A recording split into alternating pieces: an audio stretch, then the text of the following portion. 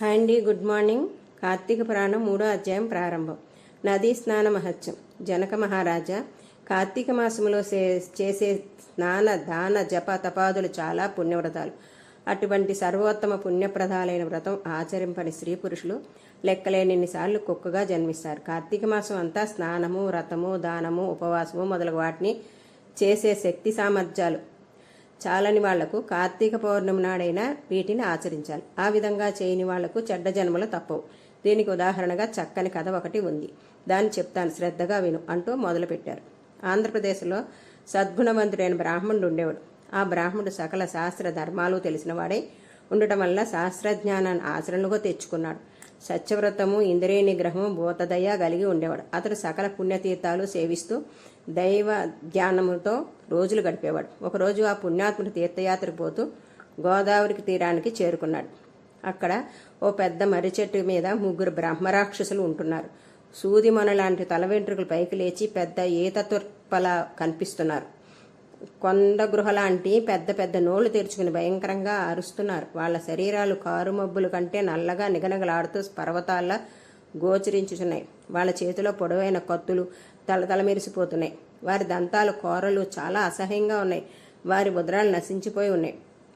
ప్రాణభయ రక్షణార్థము సకల ప్రాణులు ఆ మర్రి చెట్టుకు 6 క్రోర్ల దూరం దాటి వెళ్ళిపోయేవారు. ఆ బ్రహ్మరాక్షుల భయం వల్ల పశువులు గాని, మనుషులు గాని, జంతువులు గాని, పక్షులు గాని ఆ ప్రాంతానికి వెళ్ళటం లేదు. ఆ చెట్టు చుట్టూ భయంకరమైన వింత శబ్దాలు వినిపిస్తూ ఉంటాయి. తీర్థయాత్రకు ఆ దారిలో వెళ్ళుచూ ఉండే ఆ బ్రాహ్మణుడికి ఈ సంగతి తెలియదు. అది కార్తీక మాసమై ఉండటం వల్ల పవిత్ర గోదావరి స్నానం చేయాలని నదీ తీరానికి చేరుకున్నాడు. విధివశం వల్ల మర్రి చెట్టును ఆశ్రయించి ఉండే ఆ బ్రహ్మరాక్షసులను చూచి భయపడి వారి అరుపును వినే శక్తి లేక చెవులు మూసుకున్నాడు. శరీరం అంతా చెమటలు పట్టాయి. అతనికి నిలువెల్లా వణుకు పుట్టింది. అన్యథా శరణం నాస్తి అనుకున్నాడు. సర్వ జగద్రక్షకుడైన విష్ణు భగవాన్ని మనసారా ప్రార్థిస్తూ రాక్షసుల బారి నుండి తప్పించుకునే మానవ ప్రయత్నంగా పరుగు మొదలుపెట్టాను. వారికి తగు ఆహారం చాలా కాలానికి లభించిందనే పేరాస్తో బ్రహ్మరాక్షసులు 3 వెంటబడినారు. కొంత దూరం వెళ్లిన తర్వాత పుణ్యాత్ముని సమీపించి అమాంతంగా తినేయాలని దృష్టితో చేతులు చాచి ముట్టుకోబోయి బ్రహ్మ తేజస్తో సకల ప్రాణులను పునీతం చేయగల అతని ముఖం చూచి ఆశ్చర్యపోయారు. ఆ విధంగా ఏకాగ్రతతో చూడటం వల్ల వారి పాపాలు వారిని విడిచి పారిపోవటం వల్ల పుణ్యాత్ముని దర్శన భాగ్యం కలగటం వల్ల పూర్వజన్మల స్మృతులు కలిగాయి. దానితో 3 బ్రాహ్మణునికి భక్తి శ్రద్ధలతో నమస్కరిస్తూ, ఓ మహాత్మా, నీ యొక్క దివ్య దర్శన మహిమ వల్ల, మీ దర్శన భాగ్యం వల్ల మాకు జ్ఞానోదయం అయ్యింది. పుణ్యాత్ములు పరోపకారం కొరకే భూలోక సంచారం చేస్తుంటారు అని పొగిడారు. అల్పసంతుష్టి గల ఆ సజ్జన బ్రాహ్మణుడు శ్రీమన్నారాయణ దయకు మనసులో నమస్కరించాడు. అతనిలో భీతి తొలగి నిశ్చింత ఏకాగ్రత కలిగాయి.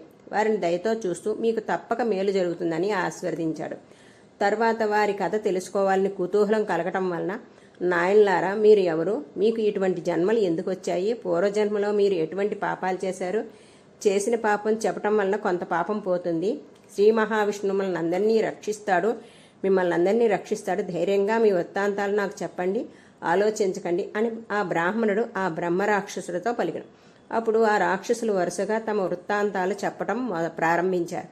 మొదటి బ్రహ్మరాక్షసుని కథ. ఓ మహాత్మా, నేను ద్రావిడ దేశంలో ఉన్న సుందరం అనే గ్రామములో బ్రాహ్మణ వంశానికి చెందినవాణ్ణు. నేను గ్రామాధికారిగా చేసేవాణ్ణు.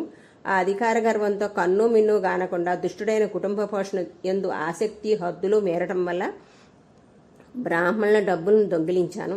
అంతేకాక బంధువులందరినీ అలక్ష్యం చేశాను. అమావాస్య నాడైనా సద్బ్రాహ్మణునికి పట్టెడు అన్నం పెట్టుట ఎరుగను. బ్రహ్మత్వము 7 తరాలకు పీడిస్తుందని తెలుసుకోలేకపోయాను. అది సూర్యచంద్రులు ఉన్నంత వరకు బాధిస్తుందనే శాశ్వత సత్యాన్ని గుర్తించలేకపోయాను. ఆ జన్మలో చేసిన పాపాల వలన రౌరవాది నరకాలు కొంతకాలం అనుభవించి పిదప అనేక నీచ జన్మలెత్తి పడరాని పాటలు పడుతూ చివరకు బ్రహ్మరాక్ష జన్మ ఎత్తాను. ఈ పాపం పోయే మార్గం చెప్పి నన్ను రక్షించమని వేడుకుంటున్నానని మొదటి బ్రహ్మరాక్షసుడు తన కథను వివరించాడు. రెండో బ్రహ్మరాక్షసుని కథ.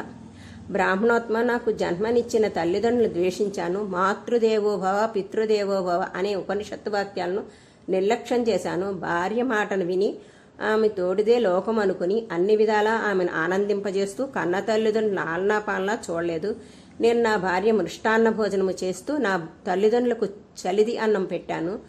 బంధుమిత్రుల్ని ఎన్నడూ ఆదరించలేదు. నేను చేసిన ఈ ఘోర పాపాల వలన రాక్షస జన్మ ప్రాప్తించింది. నన్ను ఈ జన్మ నుండి రక్షించమని భక్తిపూర్వకంగా వేడుకొంచున్నాను అని రెండో బ్రహ్మరాక్షసుడు తన వృత్తాంతాన్ని వివరించాడు. పిదప మూడో బ్రహ్మరాక్షసుడు తన వివరాలను మొదలుపెట్టాడు. మూడో బ్రహ్మరాక్షసుని కథ. విప్రోత్తమ, నేను ఆంధ్రదేశములో ఒక విష్ణు ఆలయంలో పూజారిగా ఉండేవాణ్ణి. పూజారికి ఉండవలసిన సద్గుణాల్లో ఒకటి నా వద్ద లేవు. నేను ఉండేది పవిత్ర స్థలమైనప్పటికీ నాలో అంతా పవిత్రమే వ్యాపించి ఉంది. అందరూ అతడికి వచ్చి పుణ్యాన్ని సముపార్జించుకుంటూ ఉంటే నేను మాత్రము పాపాలు ఆర్జించుకున్నాను.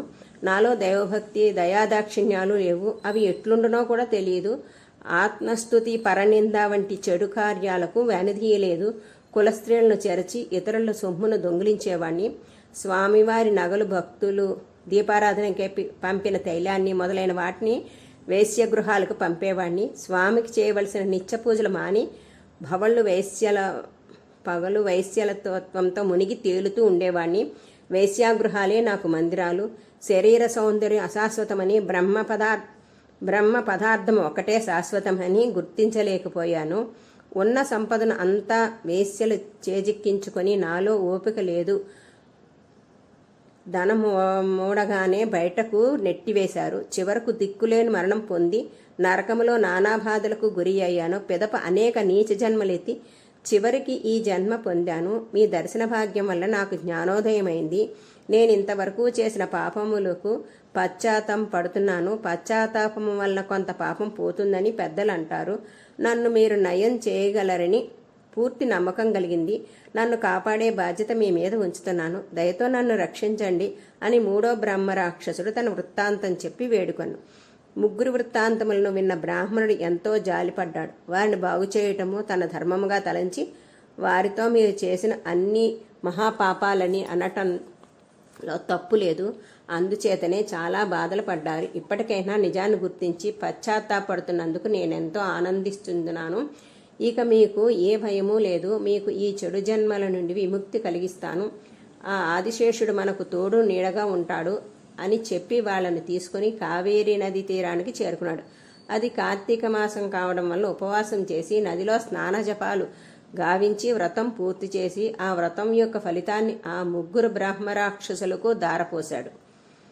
ఆ వ్రత ఫలం వలన బ్రహ్మరాక్షసులు విముక్తి పొందారు. అందువలన కార్తీక మాసంలో స్నానం చేసి వ్రతాలు ఆచరించే వారికి సకల పాపాలు తొలగిపోయి 10,000 వాజపేయాలు చేసిన పుణ్యఫలం కలుగుతుంది. ఈ ప్రయత్నం చేయటానికి నిర్లక్ష్యం చేసిన వాళ్ళు అనేక నీచ జన్మలకు గురియే చివరకు నీచాతి నీచమైనది 10 జన్మలెత్తి తర్వాత బ్రహ్మరాక్షసులవుతారు.